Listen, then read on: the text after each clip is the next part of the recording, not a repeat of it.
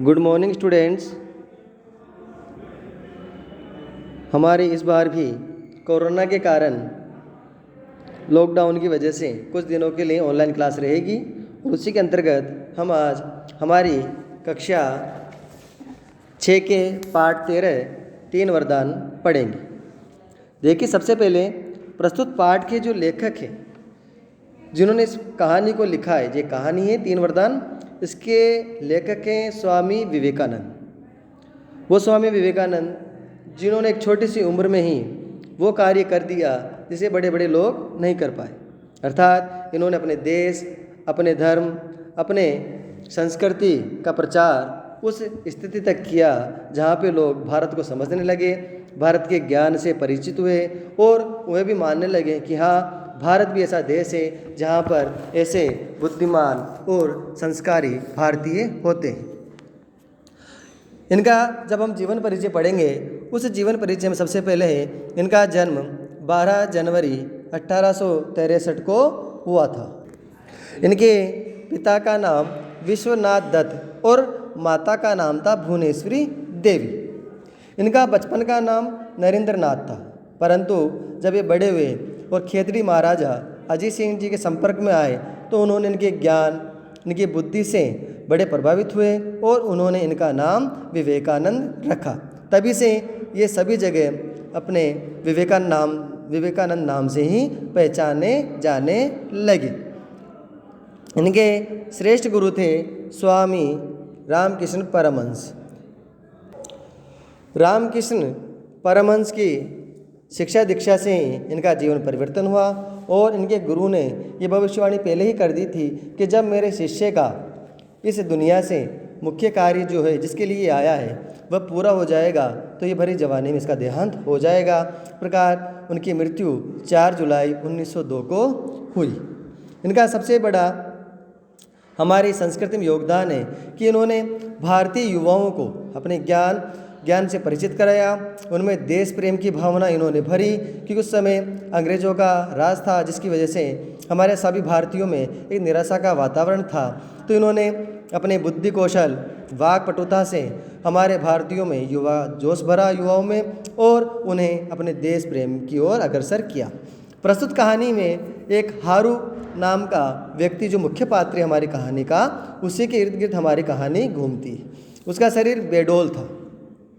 बेडौल का तात्पर्य है उसकी शारीरिक बनावट अच्छी नहीं थी, परंतु वह हीन भावना से ग्रसित था।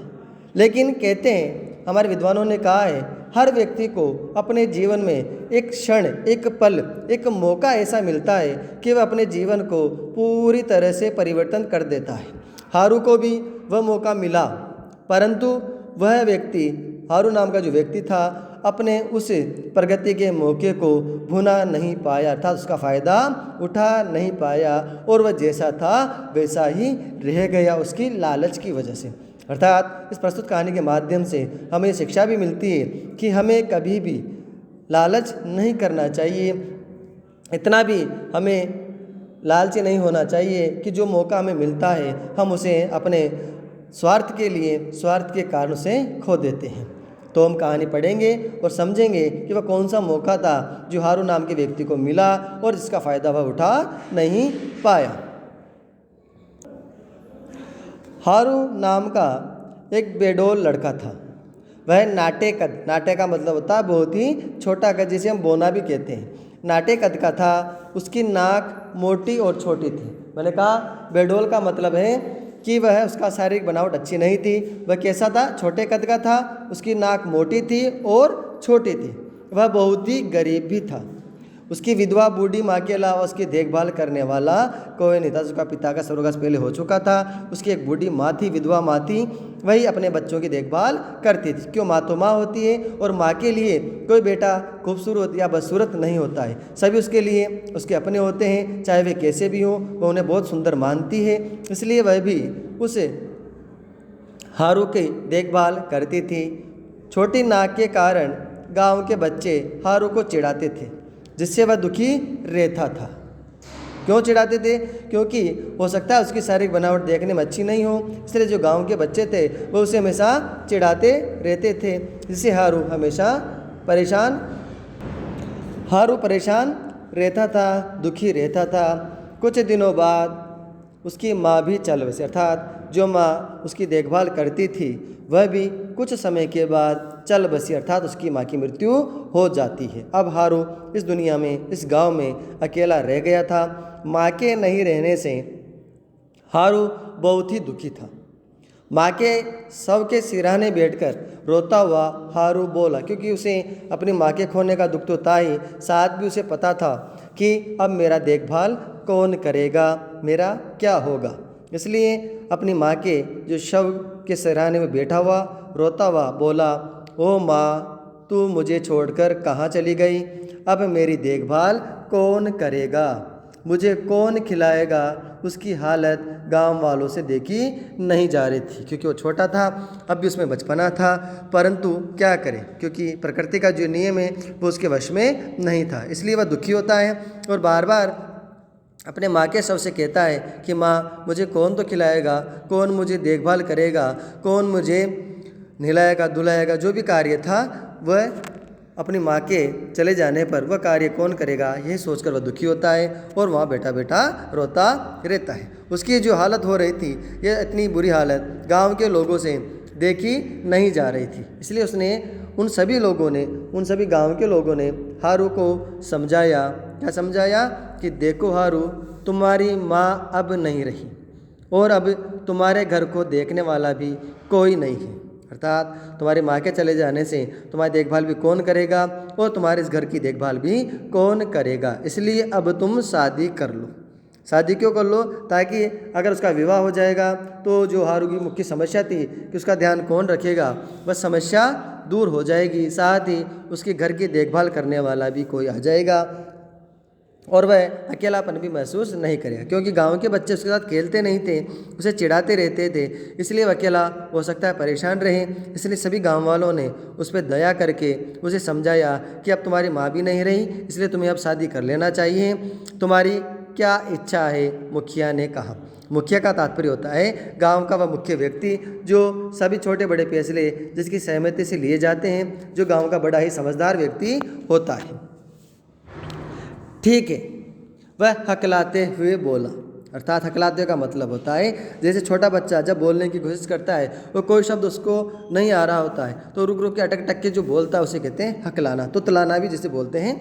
तो वह हकलाते हुए बोलता है, मैं आपको सोचकर जवाब दूंगा, अर्थात वह पहले खुद निश्चित हो जाना चाहता था कि उससे कोई इसके बाद कोई परेशानी तो नहीं होगी, इसलिए वह तुरंत हाँ नहीं करता है और मुखिया जी से कह देता है कि ठीक है, आप जो कहते हैं मैं सोचकर जवाब दूंगा कि मुझे क्या करना है। अपनी माँ का क्रियाक्रम करके वह वापस घर लौटा। क्रियाक्रम का तात्पर्य होता है मृत्यु उपरांत शव का दाह संस्कार किया जाता है उसे बोलते हैं क्रियाक्रम, अर्थात अंतिम कार्य जो किया जाता है उसे बोलते हैं क्रियाकर्म। करके वापस घर लौटा। वह अकेलापन महसूस कर रहा था क्योंकि उसकी माँ नहीं थी, उस घर में वह अकेला था तो किससे वो बोले, ऐसा उसके पास कोई नहीं था, इसलिए बड़ा ही अकेलापन महसूस कर रहा था उस घर के अंदर। फिर वह बाहर डोडी पर बैठकर अपने विवाह के बारे में विचार करने लगा, क्योंकि उसे पता था कि मुझे मुखिया जी को जवाब देना है। इसलिए डोडी का मतलब होता है, वह डोडी पर बैठा हुआ था। डोडी का मतलब होता है घर की चौखट या दो गेटों के जो अंदर और बाहर के जो बीच का हिस्सा होता है उसे बोलते हैं डोडी। तो वहाँ बैठ गया कि उसके अंदर घर के अंदर मन नहीं लग रहा था और वहाँ बैठकर विचार करने लगा कि मुझे मुखिया जी को क्या जवाब देना है, विवाह करना है या नहीं। इस बारे में दिन भर हारू अपने विवाह के बारे में सोचता रहा। उसने सोचा कि मुझे किसी सुंदर लड़की से विवाह करना चाहिए, अर्थात वह बैठे बैठे सोच रहा था कि उसे किससे विवाह करना है, सुंदर लड़की। सुंदर लड़की से विवाह क्यों करना था? क्योंकि वह नहीं चाहता था कि जैसे गांव के बच्चे उसे चिढ़ाते हैं, उसकी छोटी नाक पर हंसते हैं, उसके छोटे कद पे हंसते हैं, उसकी शारीरिक बनावट पे हंसते हैं, तो वह नहीं चाहता था कि विवाह के बाद उसकी पत्नी भी ऐसी आ जाए तो वह दोनों पे हंसी। वह चाहता था कि उसकी जिससे वह विवाह करे वह लड़की सुंदर होना चाहिए, ताकि गांव का कोई भी व्यक्ति उस पर हंसे नहीं, उसे चिढ़ाए नहीं। क्योंकि विचार भी करा दिया कि आगे भी आया है जो मैं बता रहा था कि दूसरे क्षण दूसरे पल उसे विचार आया, यदि वह भी इन शैतान बच्चों की तरह मेरी छोटी नाक पर हंसेगी तो ना बाबा ना। अर्थात पहले सोचता है कि सुंदर लड़की होना चाहिए, परंतु तभी उसके मन में एक विचार आता है, अरे नहीं, अगर वह सुंदर आ गई तो वह मेरी छोटी नाक पर हंसेगी। अर्थात हारून चाहता था कि जैसा वह है वैसे ही उसकी पत्नी भी होना चाहिए, नहीं तो उसकी गांव के लोग तो चिढ़ाते हैं, कोई बात नहीं, अगर उसकी पत्नी उसे घर पे रहकर चिढ़ाने लग गई तो वह कहाँ जाएगा। कि गांव के बच्चे चिढ़ाते हैं तो घर में तो आ सकता है, परंतु घर के अंदर से कोई चिढ़ाएगा तो कहाँ जाएगा। इसलिए जब वह सुंदर लड़की से विवाह करने का विचार त्याग देता है और सोचता है कि मैं सुंदर लड़की से विवाह नहीं करूँगा, वह पुनः सोचने लगा। दूसरे दिन वह मुखिया से मिला और आदरपूर्वक बोला, क्योंकि उसे मुखिया जी को जवाब देना था कि उसे विवाह करना है या नहीं करना है। इसलिए वह मुखिया जी के पास जाता है और उनसे बोला कि मैं शादी के लिए तैयार हूँ, पर उस लड़की की नाक भी छोटी होनी चाहिए जैसी नाक उस हारू की थी। अर्थात वह चाहता था कि जैसा वह है वैसे ही उसकी पत्नी भी होनी चाहिए, अर्थात उसकी पत्नी उससे ज़्यादा सुंदर नहीं होना चाहिए, ताकि उसे कोई चिढ़ाए नहीं और दोनों आनंद से अपने वैवाहिक जीवन का आनंद ले सके। तभी मुखिया ने पूछा, पर हारू, तुम ऐसी लड़की को क्यों पसंद करना चाहते हो जिसकी नाक छोटी हो जैसे तुम्हारी है। क्योंकि उनका पूछना वाजिब था, क्योंकि वो चाहते थे कि ऐसा पहला व्यक्ति देखा होगा जो चाहता नहीं कि उसकी पत्नी सुंदर हो, वह चाहता उसकी पत्नी वैसी ही होना चाहिए, इसलिए उससे पूछते हैं।